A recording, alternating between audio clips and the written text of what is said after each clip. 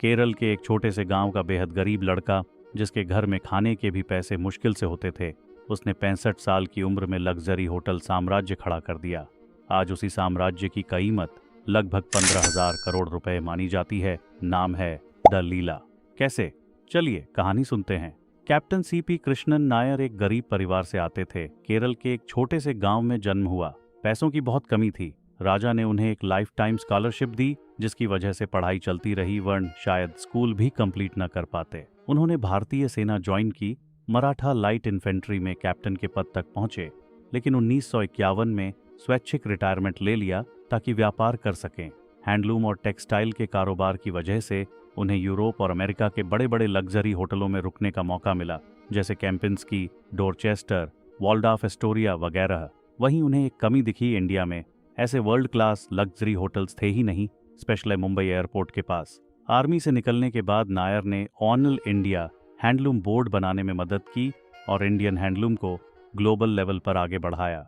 उन्होंने bleeding Madras fabric को America और यूरोप में वायरल कर दिया, जिसके क्लाइंट्स मैसीज, टॉमी हिलफिगर, वॉलमार्ट जैसे बड़े ब्रांड्स बने।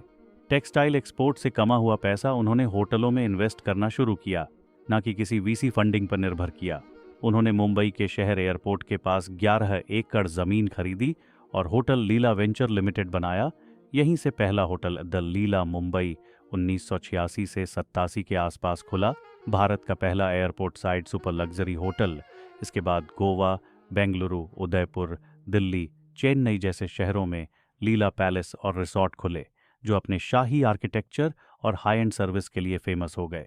आज द लीला के नाम से इंडिया भर में 12 से 13 लग्जरी होटल और 3,500 प्लस कमरों का पोर्टफोलियो है, जो प्योर प्ले लग्जरी सेगमेंट में सबसे बड़े प्लेयर्स में काउंट होता है। सोच के देखो, जिस बंदे ने जिंदगी का पहला लग्जरी होटल 65 की उम्र में खोला, उसने अगले कुछ दशकों में 15,000 करोड़ के करीब वैल्यू वाला होटल एम्पायर खड़ा कर दिया।